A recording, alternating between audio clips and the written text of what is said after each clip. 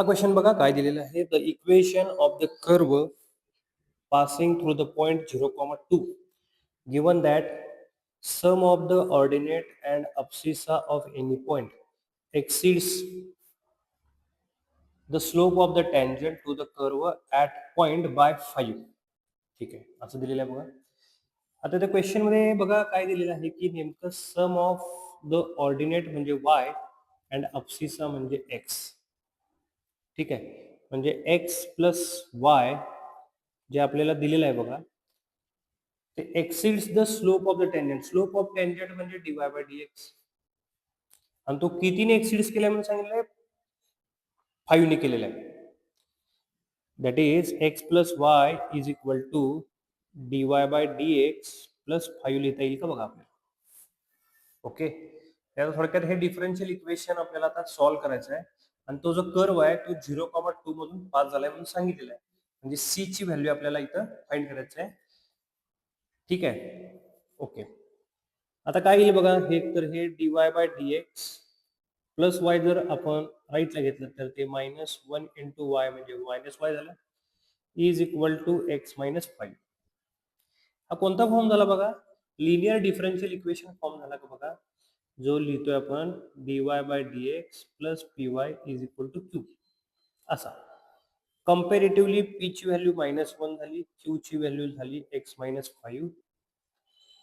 आता linear differential equation solve करताना आपल्याला इंटिग्रेटिंग फॅक्टर काढला पाहिजे मायनस ई पॉवर -1 dx. तो आपला आला बघा e⁻⁻x. ठीक आहे, आता आपण सोल्युशन लिहितोय त्यानंतर तर याचं सोल्युशन जे येईल बघा ते काय लिहिणार बघा आपण y into integrating factor is equal to integrating factor into q that is x minus 5 into dx plus c. Okay, आता राईट हँड साइड मध्ये आपल्याला फक्त इंटिग्रेशन सॉल्व्ह करायचं आहे. x मायनस 5 अल्जेब्रिक आहे that is u, e power minus exponential आहे that is v झालं. By parts formula use करूया. बाय पार्ट्स फॉर्म्युला बघा काय असतोय, u इंटू व्ही डीएक्स इंटिग्रेशनचं u into integration v dx integration of integration v dx into derivative of u bracket dx. ठीक आहे, तो फॉर्म्युला यूज करूया. y into e⁻⁻x is equal to u that is x minus 5 integration of e⁻⁻x dx minus integration of integration e⁻⁻x dx into derivative of u that is x minus 5 dx plus c.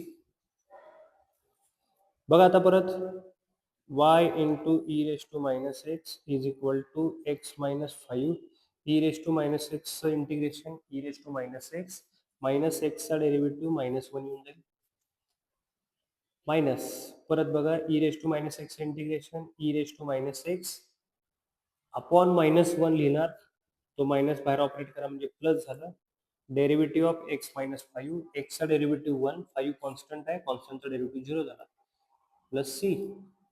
Okay, y into e⁻⁻x is equal to minus of x minus 5 e⁻⁻x. याचं integration परत काय येणार बघा e⁻⁻x आणि परत minus plus c. आपण काम करू शकतो e⁻⁻x ने डिवाइड करू शकतोय तर y is equal to x minus 5 e⁻⁻x cancel होईल -1 प्लस c अपॉन e⁻⁻x.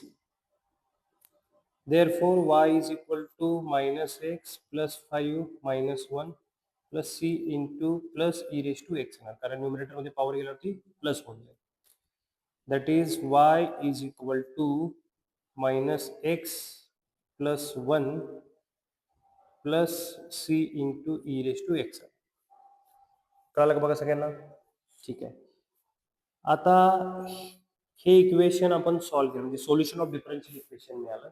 ते कशातून पास झाले म्हणून सांगितले बघा 0,2. तर तो पॉइंट यात पास केला आपण तर सी ची व्हॅल्यू मिळून जाईल आपल्याला. तर ते काय होईल बघा, y ची व्हॅल्यू 2, x ची value 0 plus 1 plus c into e⁻0 value बनवणार. दॅट इज c व्हॅल्यू आपल्याला मिळून जाईल 1. ती c ची व्हॅल्यू या इक्वेशन मध्ये पुट करा म्हणजे 1 इक्वेशन मध्ये. तर y is equal to minus x plus 1 plus c ची व्हॅल्यू 1 पुट केली तर e⁻x.